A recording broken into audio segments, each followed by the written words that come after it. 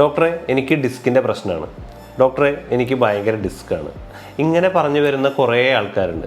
So ഇവരോടൊക്കെ ഞാൻ ചോദിക്കുന്ന ഒറ്റ ചോദ്യം, നിങ്ങൾ ഡിസ്കിൻ്റെ പ്രശ്നം എന്നുള്ളത് നിർത്തൂ. നിങ്ങൾക്ക് അനുഭവപ്പെടുന്ന പ്രശ്നം എന്താണ്? നിങ്ങൾക്ക് ബാക്ക് പെയിൻ ആണോ, അതോ കാലിലേക്ക് വരുന്ന വേദനയാണോ, അല്ലെങ്കിൽ വേറെ എന്തെങ്കിലും ബുദ്ധിമുട്ടുകളാണോ എന്നുള്ളതാണ്. ഡിസ്ക് ബൾജ് എന്ന് പറഞ്ഞാൽ എന്തോ പ്രശ്നമാണെന്ന് വിശ്വസിക്കുന്ന ഒരു ജനസമൂഹമാണ് നമ്മുടെ ചുറ്റുമുള്ളത്. സോ ഡിസ്ക് ബൾജ് 30 കഴിഞ്ഞ എല്ലാവർക്കും വളരെ കോമൺ ആയിട്ട് കാണുന്നതാണ്.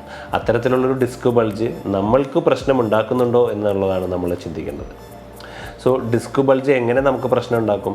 അത് ചുറ്റിനുമുള്ള സുഷുമ്ന നാഡിയെ അഥവാ സ്പൈനൽ കോഡിനെയോ അല്ലെങ്കിൽ കാലിലേക്ക് വരുന്ന നെർവ്സിനെ അല്ലെങ്കിൽ അത്തരത്തിലുള്ള ഞരമ്പുകളെ അമർത്തുകയോ അതിന് കംപ്രഷൻ കൊടുക്കുകയോ ചെയ്യുന്നുണ്ടെങ്കിൽ മാത്രമാണ് ഡിസ്ക് റിലേറ്റഡ് ആയിട്ടുള്ള നമ്മളുടെ പ്രശ്നങ്ങൾക്ക് പരിഹാരം കാണേണ്ടതുള്ളൂ.